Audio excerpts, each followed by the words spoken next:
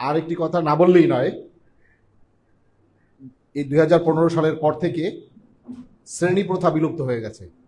চতুর্থ শ্রেণী, তৃতীয় শ্রেণী এগুলি আর নাই। মানে এগুলো আমরা যে যাই বলি না কেন আমাদের সাংগঠনিক নাম হিসাবে ব্যবহার করতে পারি, কিন্তু শ্রেণী প্রথা এখন আর নাই। কারণ হচ্ছে আমরা তৃতীয় শ্রেণীর লোকজন, মানে 11 থেকে 16 গ্রেডের লোকজন 17 থেকে 20 গ্রেডের লোকজনের হিংসা করব, ঘৃণা করব, ছোট চোখে দেখব, এই সুযোগটা আর নাই। আমরা এখন সবাই গ্রেড ভিত্তিক পরিচিতি লাভ করি। আমাদের কোনো শ্রেণী প্রথা নাই, গ্রেড প্রথা। সেক্ষেত্রে আমাদের 11-20 ফোরাম একমাত্র সংগঠন যেখানে 20তম গ্রেড থেকে 11তম গ্রেড যোগ্যতা ভিত্তিক যে যেখানে পদ পাবেন, আমরা তাকে, যদি একজন 20 গ্রেডের লোক যদি যোগ্যতার খাতিরে সে সভাপতি হয়, আমাদের কোনো আপত্তি নাই।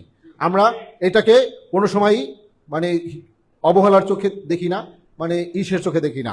আমাদের অনেক নেতৃবৃন্দ আছে, অনেক সময় দেখা যায় যে বিভিন্ন ক্ষেত্রে গাড়ি চালক যারা আছে তাদেরকে অনেকে মানে একটু দূরের চোখে দেখে, কিন্তু 11-20 ফোরাম একমাত্র সংগঠন যেখানে আমরা 11 থেকে 20 গ্রেডের প্রত্যেকটা কর্মচারী হচ্ছি ভাই ভাই।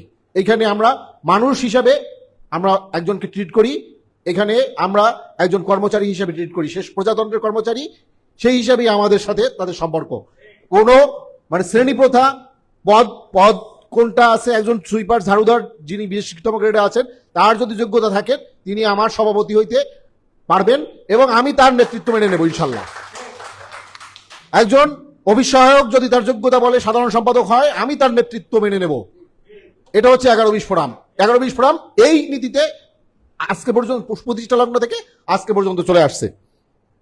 আমি যারা এখানে উপস্থিত ছিলেন বা আমাদের সাথে বিভিন্ন কার্যক্রমের সাথে যুক্ত আছেন, আমাদের যারা আগের আহ্বায়ক কমিটিতে ছিলেন মহানগরের, তারা এখন ওই আহ্বায়ক কমিটির নেতৃবৃন্দ আমাদের কেন্দ্রের পুনর্গঠন হবে এবং তারা কেন্দ্রে চলে যাবেন।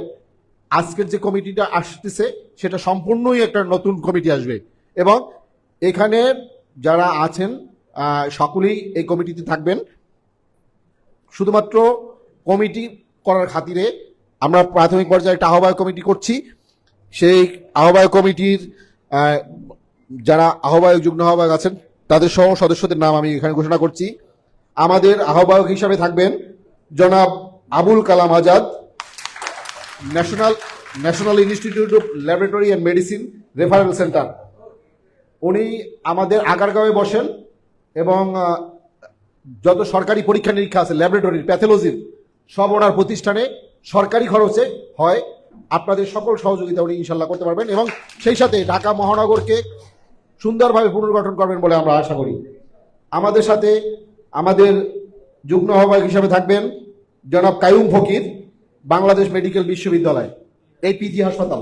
কাইয়ুম ফকির ভাই সামনে ছিলেন, একটু আগে চলে গেছেন, ওনার ডিউটি আছে, নাইটে ওনার ডিউটি আছে এই জন্য।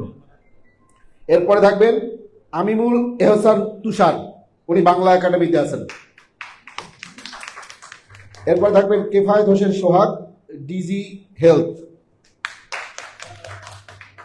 এরপরে থাকবেন সাইফুল ইসলাম ব্যান্ডবেজ। সাইফুল ইসলাম ভাই ওনার আরেকটা প্রোগ্রাম আছে সেজন্য চলে গেছেন। এরপরে হচ্ছে আব্দুর রহিম বিসিক। আব্দুর রহিম ভাইয়েরও একজন রুগী আসছে সেজন্য চলে গেছে। বিসিকের আরেক ভাই আছে শফিক ভাই, ওরা একসাথে ছিলেন। আব্দুর রহিম ভাই আমাদের যুগ্ম আহ্বায়ক হিসেবে থাকবেন। এরপর আব্দুল্লাহ আল মামুন, সিএমএম কোর, যিনি আপনাদের সাথে পরিচয় করে গেলেন যে উনি বেঞ্চ সহকারীদের সভাপতি, আপনাদের যে কোনো আইনি সহায়তার জন্য উনি আপনাদের সাথে কাজ করবেন। এরপরে জনাব আফজাল হোসেন, এমসিএসটিআই, আফজাল হোসেন ভাই, এটা হচ্ছে আপনার মিরপুরে মাতৃ স্বাস্থ্য কেন্দ্র, যে কোনো ম্যাটারনাল স্বাস্থ্যের জন্য আফজাল ভাই আপনাদেরকে সকল ধরনের সহযোগিতা করবেন ইনশাল্লাহ। এরপরে আছেন আমাদের সকলের প্রিয় মুখ সৈয়দা মাহবুবা, আমাদের জাতীয় জাদুঘরের এই মাহবুবা আপা হচ্ছেন আমাদের এই জাতীয় জাদুঘরের কর্মচারী ইউনিয়নের নেত্রী এবং আমাদের এই যে আন্দোলন সংগ্রাম গেছে, যখন আমাদেরকে পানি সুইরা মারছিল, আমাদেরকে পিটাইলো, শোয়াই ফেলছে, তখন আপা কিন্তু আমাদের অনেক হেল্প করছে, সবাই ধরে নিয়ে পানি খাওয়াইছে, বসাইছে। এই শাহবাগের যে কোনো প্রয়োজনে সৈয়দ মাহবুব আপা আপনার। এরপর আছেন আশরাফ আলী জীবন, বিসিএসআইআর। এই যে আশরাফ আলী জীবন ভাই, বিসিএসআইআর হচ্ছে সায়েন্স ল্যাবরেটরি। এই সায়েন্স ল্যাবরেটরিতে যদি কোনো প্রয়োজন থাকে আশরাফ আলী জীবন ভাই আপনাদেরকে সহযোগিতা করবেন। এরপরে হচ্ছেন আমাদের বুয়েটের নেতা আবু রায়হান, বুয়েটের নেতা আবু রায়হান ভাই। উনি হচ্ছে সকল কিছুর সামনে, যত মাইর আছে মাইরের সামনে আপনাদের সহযোগিতা করবেন। আর সব ওনার বুকে পড়বে আগে মাইর, তারপরে আপনাদের সবার সামনে। এরপরে আমাদের সদস্য সচিব হিসাবে দায়িত্ব পালন করবেন আমাদের বর্ষিয়ান অভিজ্ঞ নেতা জনাব আব্দুল হালিম খান। উনি নায়েমে আছেন।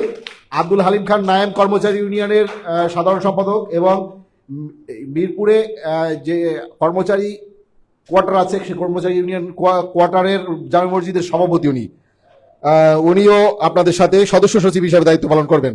এরপরে সদস্য হিসাবে দায়িত্ব পালন করবেন জনাব মোবারক আলী, জাতীয় জাদুঘর, তানবীর আহমেদ, ল্যাবরেটরি মেডিসিন, তারপরে হচ্ছে শফিকুল ইসলাম, বিসিক, আসলাম শেখ, সুমন মিয়া, তারপরে আবু কালাম সোহাগ, এরা হচ্ছেন ওই ল্যাবরেটরি মেডিসিনের। তারপরে বাকিবিল্লা আছেন, Bakibillah water development board, Bakibillah আছেন।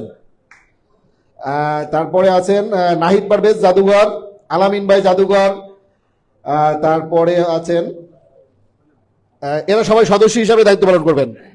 সরি, এখানে যারা আজকে আছেন তারা সদস্য হিসাবে দায়িত্ব পালন করবে। তারপর আমি একটু নামগুলো একটু বলে যাচ্ছি খুব দ্রুত সময়ের মধ্যে। কাউসার সাকলাদার, জাতীয় জাদুঘর, সাজ্জাদুল ইসলাম, জাতীয় জাদুঘর আনোয়ার হোসেন, তারপরে শাহজাহান মিয়া, ন্যাশনাল ল্যাবরেটরি, সোহাগ চন্দ্র বিশ্বাস, জুয়েল শেখ, এরাও। আর দুই চারজনের নাম বলে দেই। সুমন মিয়া, বিএনএম, এখানে রাখি।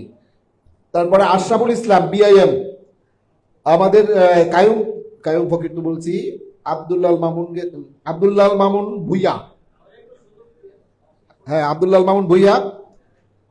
তারপরে আমাদের যারা মানে কেন্দ্রীয় কমিটিতে আছেন কিংবা মহানগর কমিটিতে আছেন তাদের কিন্তু এখানে নাম ঘোষণা করা হয় না, এবং মেহমান যারা আছেন তাদের সবাইকে কিন্তু কমিটিতে অন্তর্ভুক্ত করা হয় নাই। তারা ছাড়া যারা অন্যরা আছেন সবাই সদস্য হিসেবে থাকবেন।